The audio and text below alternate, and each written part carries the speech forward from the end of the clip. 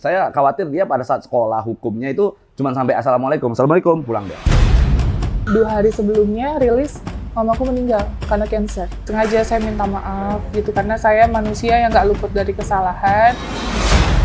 Selama ini kan permasalahan mereka itu adalah uang kalau sudah dikasih ke Agus, ya sudah, Agus mau pakai apa aja suka-suka. Artinya dengan adanya polling ini mematahkan omongan itu. Untuk pencaplokan mata, untuk operasi kelopak, syarafnya diperbaiki, dan strukturnya dibenerin juga gitu. Itu udah sangat cukup. Ketika saya dari awal membantu orang, saya akan bilang, saya sudah menyerahkan hidup saya, mati saya, dan saya akan mewakafkan hidup saya sampai kapanpun untuk membantu orang-orang yang membutuhkan. Yuk kita kawal kasus ini, kita dampingi Teh Novi sampai semuanya selesai dan baik-baik saja.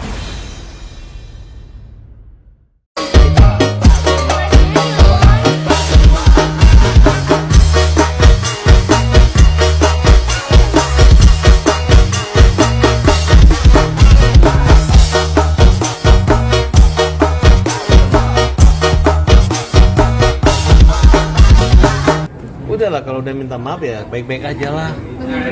Mundur dikit. Tujuan mundur. Lu maju banget. Dikit Tujuan mundur. Oke, cukup Bang. Aduh, sekarang seperti biasa lagi guys, bahas lagi kasusnya Agus lagi. Mudah-mudahan kalian nggak bosan sampai ini ya. Sampai ini uang donasi, mudah-mudahan sampai uang donasi kembali aja lah, kembali ke donatur atau ke uang donasi yang 1,3 ini ke alihkan ke yang lain gitu ya.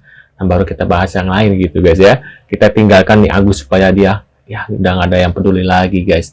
Nah, balik lagi di UKICAFI. Nah, ini ada beberapa video yang harus kita lihat, berita terbaru dari kasusnya Agus guys. Yuk kita lihat bareng-bareng. Pihak Agus kok maunya kayak udah masuk ke gue, suka-suka gue mau diapain duitnya. Sementara ini kan udah jadi polemik di masyarakat. Dimana mungkin kedepannya akan diatur nih hukumnya. Pemakaian uang donasi yang sudah masuk ke rekening pribadi sekalipun harus bisa dipertanggungjawabkan sesuai akad pertama. Mungkin akan begitu. Karena kalau enggak, bisa aja digunakan untuk kebohongan-kebohongan. Orang-orang pura-pura gimana-gimana, ngumpulin uang, habis itu foya-foya, suka-suka. Nggak ada yang ngontrol. Ini kan jadi suatu celah ya, kesempatan. Ada kesempatan gitu loh. Nextnya tuh buat orang tuh jadi suka-suka hati dia gitu loh. Cuma 30 juta, 35 juta dari yayasannya Teh Novi. Yang banyak itu dari Denny Sumargo. Nggak gitu. Kalian bertemu dengan Denny Sumargo, masuk ke dalam podcastnya karena sudah diviralkan oleh Teh Novi, sudah dibantu. Dan uang yang masuk ke rekening Agus itu bukan uang Agus, tapi uang donasi dari orang-orang yang berhati mulia, yang care terhadap sesamanya, yang diprakarsai oleh Teh Novi, yayasannya beliau. Kalau aku lebih menyalahkan si Agus, kenapa? Karena itu uang donasi untuk mata si Agus. Kalaupun dia mau pakai, tanya dulu sama si Novi. Kalaupun dia nggak tahu, minta maaf. Maaf ya Mbak Novi, saya nggak tahu, saya orang bodoh, seorang awam. Uang itu terpakai, pasti damai. Ini dioper ke sana mau, ke sini ngomong. Nanti Agus ngomong gini ya Gus ya, Agus ngomong gini ya Gus ya. Kesel kayak Bunda Korla. Dipengaruh-pengaruhin. Akhirnya si Agus pun nggak punya pendirian, ngebacotnya nggak jelas. Iya kan? Menurut Bunda Korla, Novi nggak ada yang salah. Novi nggak ada salahnya, nggak ada salah. Mau cari di mana kesalahan dia, nggak ada. Dia cuma ngebantu, ngasih tahu ada orang buta. Dia minta tolong sama netizen, dia minta tolong sama warga negara Indonesia yang mampu, yang bisa sumbang itu duit untuk ngebantu orang. Mana jahatnya, mana busuknya, mana jeleknya dia? Jeleknya di mana? Jeleknya di mana? Jeleknya di mana? Jawab. Bisa jawab enggak? Jeleknya di mana dia? Di mana jeleknya si Novi? Dia cari donasi Ada orang menyampaikan ke dia, ada orang buta kena siram, matanya buta, nggak bisa nengok, nggak bisa ngapa-ngapain. Datang ke sana, dia dengan hati yang tulus mau ngebantu. Dia kan nggak punya duit. Si Nopi kan nggak kaya raya. Hah? Dia hidup dari mana? Kau harus berterima kasih sama Nopi. Kau harus ngomong di publik, Tete Nopi, Agus minta maaf dari hati yang paling dalam. Agus minta maaf. Ya, Agus udah menyampaikan berita-berita yang di ini yang udah nggak sesuai dengan awal gitu. Ya, kecurigaan Agus itu Agus minta maaf. Kenapa? Karena Nopi nggak ada yang salah, dia benar, dia udah benar udah. Yang salah gila, yang bilang Nopi salah gila, salah, ya. Nopi nggak ada yang salah, dia benar itu, udah benar dia nggak ada yang salah. Wajar dia mau tahu itu uang larinya kemana, karena itu bukan hak dia, itu uang orang. Daripada dia tertuduh, Mbak Nopi, kita kan ngumpulin uang ke si Agus, kok kurang duitnya, kok pakai ya? Jadi dia wajar ingin tahu sampai detil. Sekalipun 5.000 yang terkeluar, Nopi harus tahu. Nah, aku nggak kenal sama Nopi, aku nggak kenal sama dia. Tapi di sini aku membela dia karena aku memang jalan ceritanya aku udah tahu, akhir ceritanya aku udah tahu. Aku kan pelan-pelan aku perhatikan dulu ini berita si Agus ini kok berantakan ya, si Pangsiun. Aku cari yang benar, aku buka videonya dari awal si Agus, si Nopi datang ke rumah si Agus, cuk. Nah, si Agus masih berantakan, perbannya sama darahnya tak kemana-mana, ya, tak kemana mata, tak kemana muka, tak kemana-mana. Minta tolong sama si Nopi, menceritakan keluhan dia yang dia disiram air keras. Makanya terbuka hati si Nopi untuk ngebantu, untuk menolong, mengumpulkan donasi lah mereka ceritanya. Ujung-ujungnya kok dia difitnah, ujung-ujungnya kok Nopi yang dimusuhin, kok Nopi yang diserang, kok Nopi yang dijelek-jelekin, kok si Nopi pula yang dibusuk-busuin, diserang, dibusuin, dijelekin, semuanya karena Nopi. Kalau bukan karena Nopi nggak jadi seperti ini. Kok bijak kali lidahnya.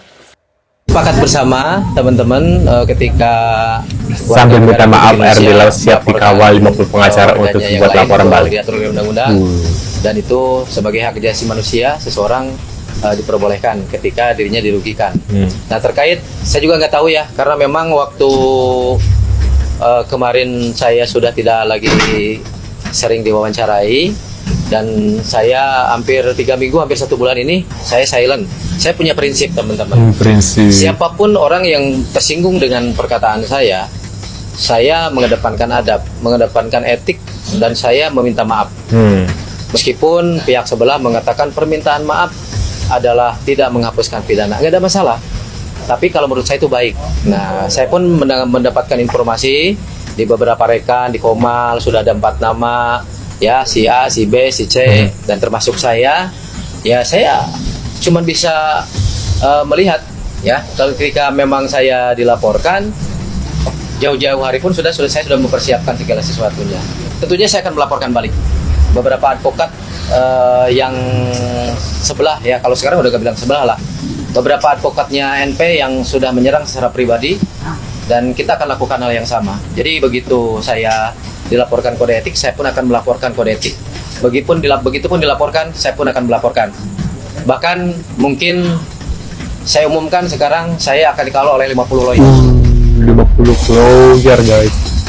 Kadelau akan dikawal oleh 50 lawyer dari Lembaga Hukum Indonesia dan dari Peradi juga, bahwa itu sikap mereka sebagai jiwa korsa kepada saya.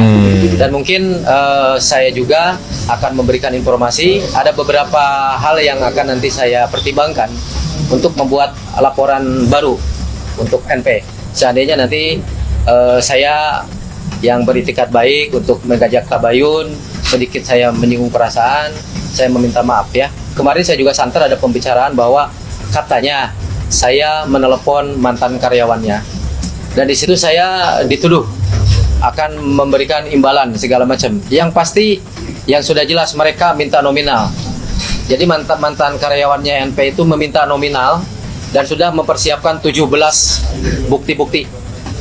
Jadi dia akan membocorkan 17 bukti-bukti tentang NP. Dan sudah saya pelajari, ya mungkin nanti kita lihat saja. Ya, kalau saya kan sudah mundur jauh. Sudah mundur perlahan. Saya tidak mau ikut campur lagi. Cuman saya tetap mensupport ketika saya berprinsip. Sampai kapanpun dalam perkara Agus dan Novi, saya pendukung Agus. Dan ya, dan saya adalah orang yang memang saat ini sampaikan kepada publik bahwa saya tetap mendukung Bang Farhad Abbas dan kawan-kawan, juga Mas Agus, karena di situ saya juga sempat memberikan suatu statement yang sangat keras, ya. Karena jujur teman-teman, ini saya kasih analogi. Jas saya ini warnanya hitam. Siapa yang menyampaikan jas saya ini warnanya abu-abu? Jadi untuk permasalahan ini, bagi orang yang katanya mau melaporkan saya, ini sudah kontras sekali, ya. Udah kontrasnya seperti apa? Saya tidak akan bisa merubah warna. Jadi saya adalah orang yang tetap akan melihat sikap mereka kepada saya. Waduh, menurut kalian gimana nih? Jangan sampai nanti kayak kemarin ya Pak ya. Kemarin kan bilangnya A, terus akhirnya kan ketakutan. Nah, jangan sampai nanti endingnya juga seperti itu. Menurut kalian gimana nih yang cocok untuk RD Law nih? Aduh. Tulis di kolom komentar. Terima kasih sudah ada. Jangan lupa bantu subscribe dan sampai jumpa di video selanjutnya. See you guys.